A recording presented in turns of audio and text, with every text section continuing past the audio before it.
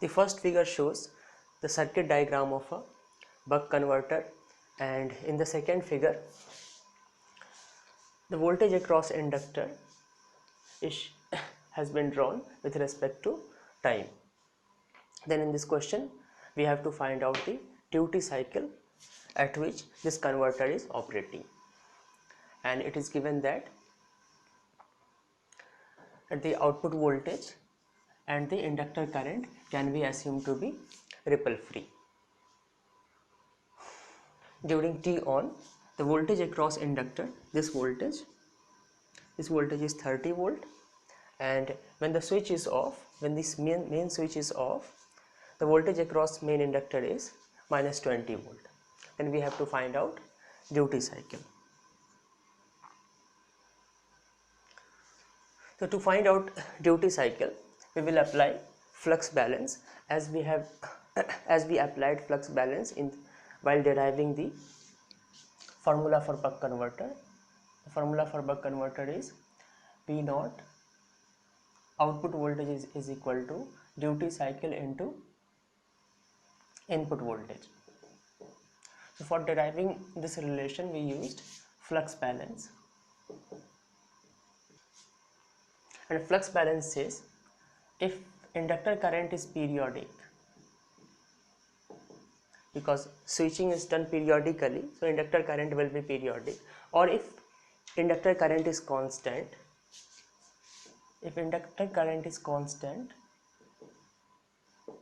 VL will always be 0, and if inductor current is periodic, the average value of VL will be 0. So from this graph we will try to find out the average value of inductor voltage and we will equate it to 0. So we just have to find out average value of this graph and equate that value to 0. Okay. So if average value is 0, so the total positive area of VL versus time graph will be equal to the total negative area. Total positive area is 30 into T on, and negative area is 20 into T off. So T on, T off will be equal to 1.5 T on, and duty cycle is nothing but T on divided by T on plus T off, T on plus T off, that is, this is total switching interval. Put the value of T off, T on divided by T on plus 1.5 T on, this will give you 0.4. So this is we used flux balance to find out duty cycle. The another method is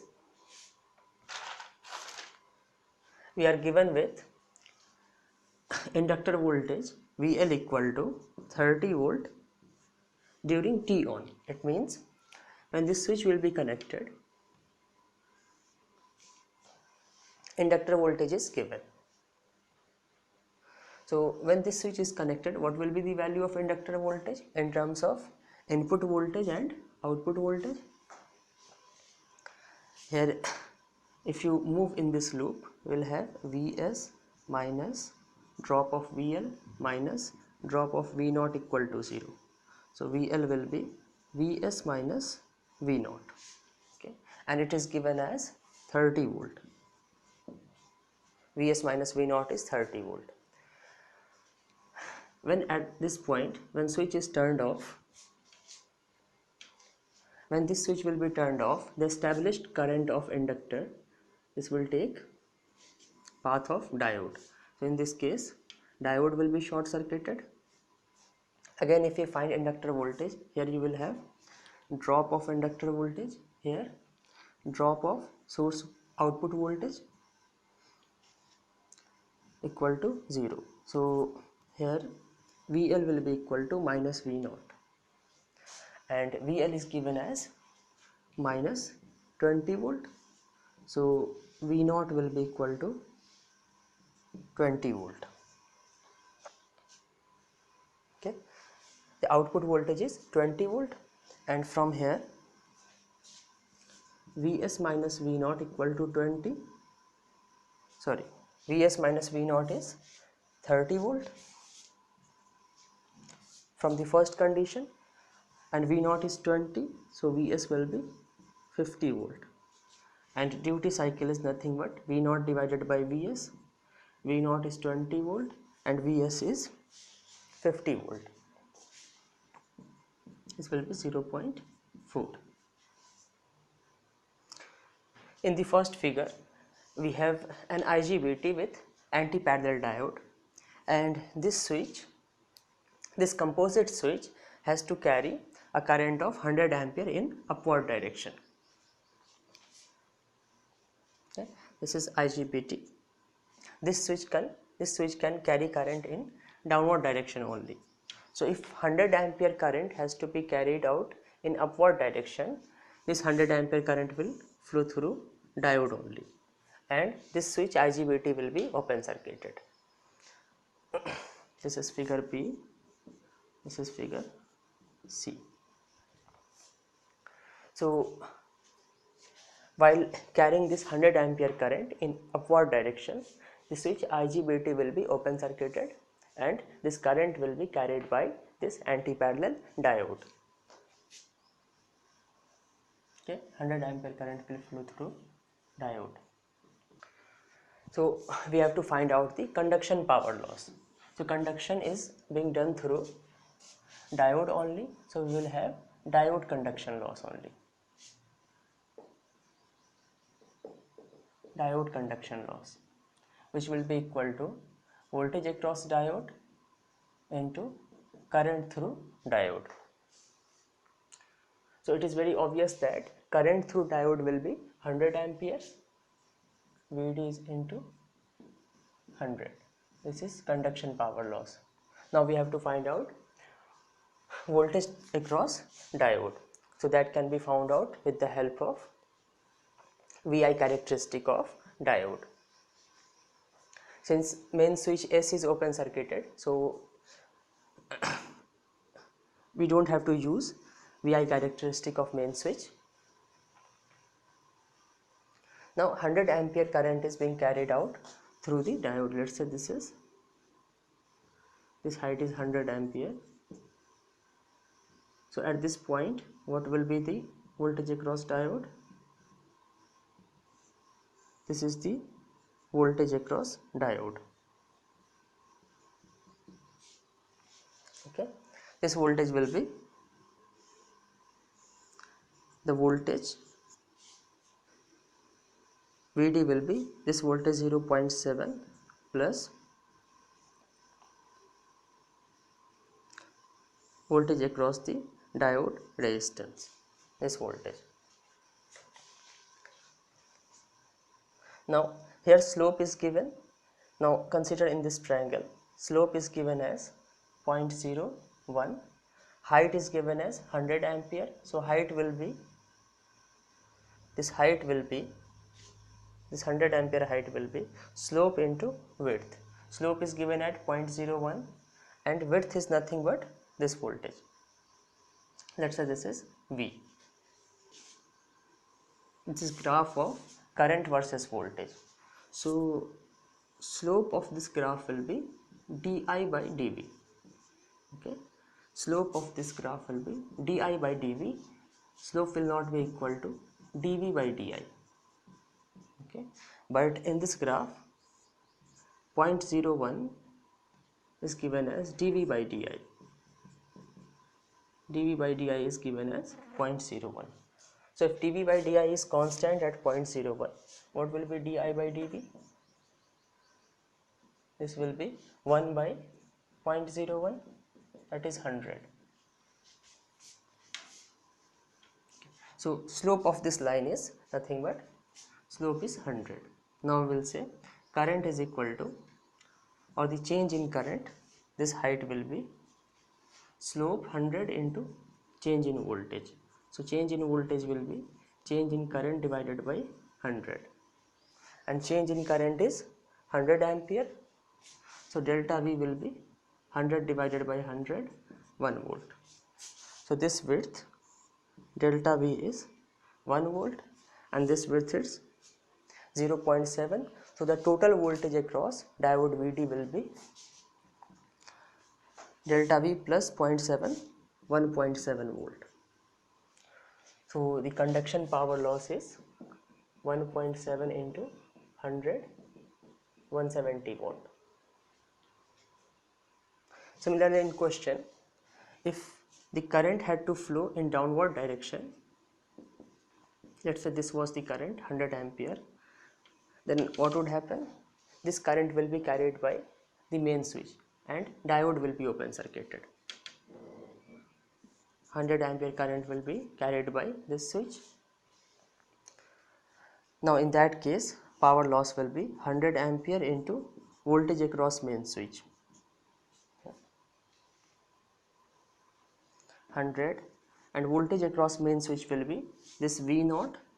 Let's say this is 100 ampere current and this is delta V. This would be 1 plus delta V. Slope of this line will be di by dv. dv by di is given as 0.02, so this will be 50. So delta I will be slope into delta V. Delta I is 100 ampere, slope is 50 into delta V. So delta V will be 2 volt. So conduction power loss will be 100 into 1 plus 2. This would be 300 watt. So if current will flow in downward direction, the conduction loss will be 300 watt. If current is flowing in upward direction, the current will be carried out by diode and the conduction loss will be 170 watt. In this voltage source inverter, the switches are controlled by SPWM technique, that is sinusoidal pulse width modulation. The modulating signal, the sinusoidal modulating signal is given as VMT equal to 0.8 sine 200 pi t, and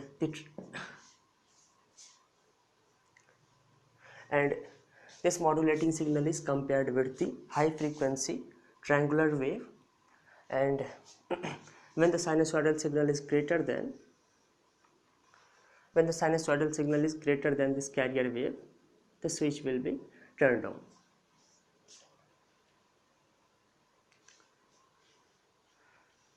Then we have to find out the peak value of 100 Hz component. 100 Hz is fundamental component. So we have to find out the peak value of fundamental component of the load current IL in ampere. This is the current IL which is flowing in the load. So we have to find out fundamental component of this current. Okay, and this is the load. The value of reactive inductance XL is given as XL is equal to 16 ohm at 100 Hz, at which we have to find out the fundamental component of current, and R is given as 12 ohm. And amplitude of this triangular wave is 1 volt. The maximum value of carrier wave is 1 volt. So first we will define modulation index. Modulation index is the peak value of modulating signal divided by the peak of or divided by amplitude of carrier signal. So this will be 0.8, and in case of SPWM, the fundamental voltage, the fundamental component of output voltage, V0 is for output voltage and 1 is for fundamental component. This is given as VDC by 2 into M sine omega t, where omega is angular frequency of modulating signal. So V01 will be given as VDC by 2 is 250 volt, M is modulation index is 0.8, sine omega is 200 pi t. So V01, the fundamental component of the output voltage will be 200 sine 200 pi t. And what is frequency of this output voltage?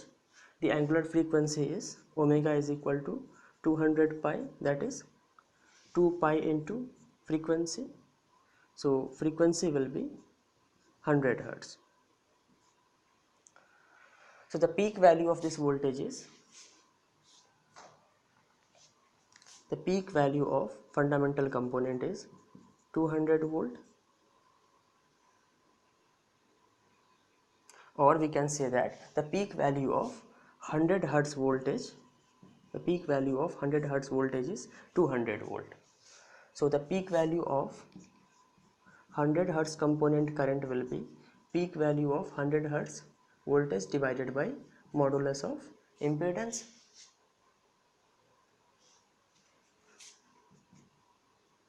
This is 200 volt divided by root under R square plus XL square. 200 volt divided by R is 12 square, and at 100 hertz XL is given as 16 ohm. So this can be calculated as 10 ampere. So the peak value of 100 hertz component current is 10 ampere.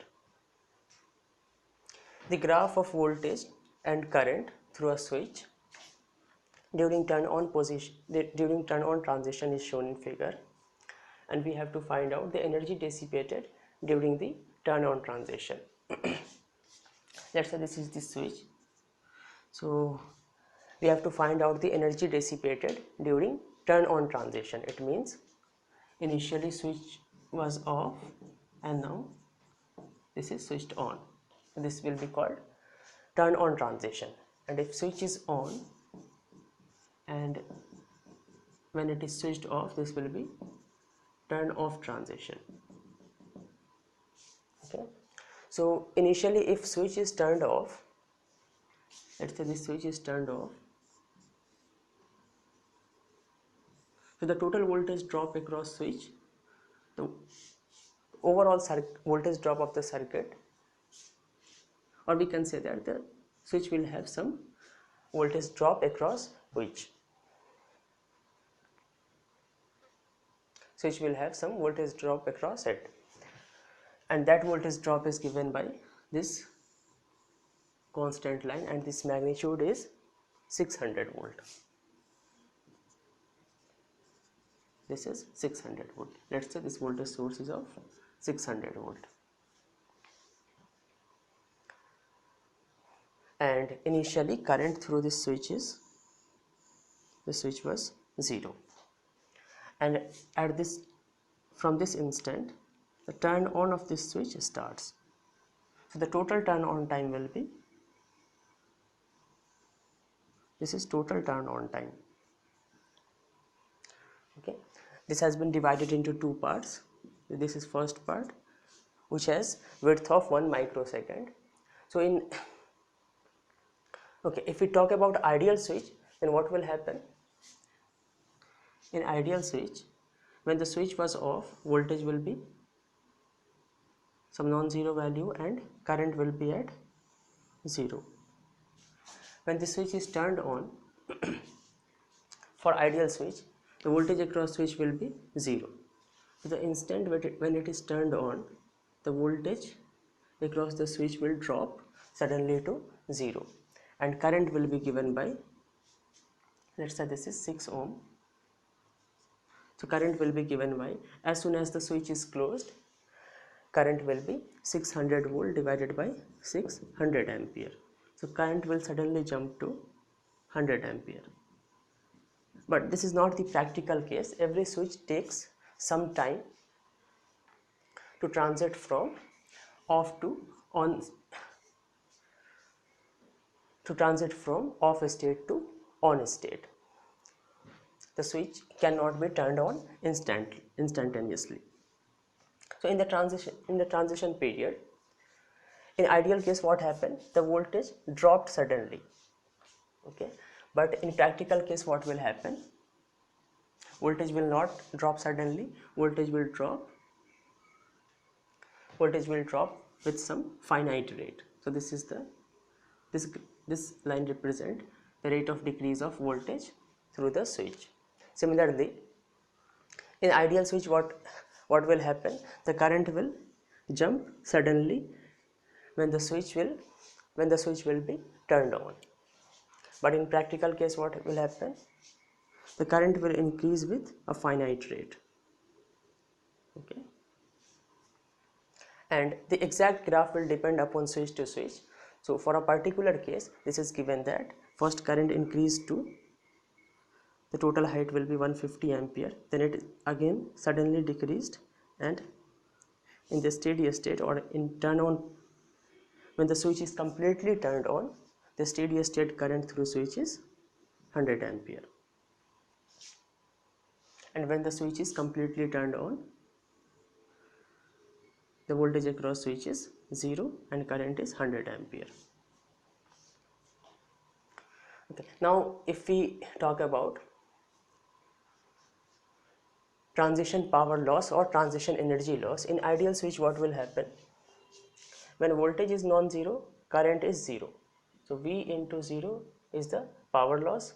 When current is non-zero, voltage is 0. So 0 into current, in both the cases it will give 0 value, because when voltage has non-zero value, current has 0 value. But in practical case, what will happen? In the first phase, voltage is not decreasing. So voltage has some finite value and current is increasing. So current has also some non-zero value. So this current into this voltage may contribute some power. Similarly, in second phase, voltage is decreasing, okay, and current is constant. So both have non-zero value. So they will again contribute to some power. And the total average power into the turn on time, this will give you the energy loss during the transition. Okay, so to find out energy loss, energy is nothing but integration of power, instantaneous power Pt dt from 0 to t. Okay, and the total turn on time has been divided into two parts. Okay, let's say this is t by 2. Both the parts have equal width of 1 microsecond, so this will be t by 2. Okay, so energy loss is integration of instantaneous power, and instantaneous power is given by instantaneous voltage into instantaneous current. So basically we have to integrate Vt into It from 0 to t. So let us first do this for the first interval. In the first interval, voltage is constant at 600 volt and current is a straight line. So we have to find out the equation of this straight line. It dt plus from t by 2 to t. In the second interval, current is constant, so at the place of current we will have 100 ampere, and voltage is decreasing according to a straight line Vt. Okay, so to find out energy loss, we will have to calculate the value of this expression. This will be 600 integration from 0 to t by 2 It dt plus 100 from t by 2 to t Vt dt. Now finding out this integration means finding out area under the curve of it versus t graph. Okay. This integration means from 0 to t by 2 you have to find out area of graph of current with respect to time. So what will be this area? It's half, height is 150 and width is 1 microsecond. 1 microsecond means 10 to power minus 6 second plus 100. Similarly, this expression can be found out by finding out by calculating this area. Half, height is 600 and width is 10 to power minus 6. This is 300, 300, 150 plus 100, 250 into 10 to power minus 6. We have to find out energy loss in millijoule, and this will be, since we have used SI unit, so here we are calculating energy in joule. So in millijoule this will be, I hope this will be 75 millijoule. Another way to find out energy loss is, the main formula for energy loss is this. This can also be written as E is equal to average power. We always talk about average power into total interval T, or this can also be written as the average power in the first subinterval into width of first subinterval plus average power in the second interval into width of that interval. So what is average power in first interval? Power is nothing but V into I. Instantaneous power is V into I. So average power will be average of V into I for the first interval. And in the first interval, V is constant at 600 volt. V is constant into I. So if V is constant, this constant can be taken out. 600 into average of I. And current is varying according to a straight line. Okay. So if any quantity is varying according to a straight line, its average value will be minimum plus maximum divided by 2. So minimum is 0, maximum is 150, divided by 2 will be 75. So average power will be 600 into 75. Similarly, average power in second interval will be average of V into I in second interval. Average of V is variable and I is constant at 100 ampere. So finding out this average means take the constant outside. This will be 100 into average of voltage.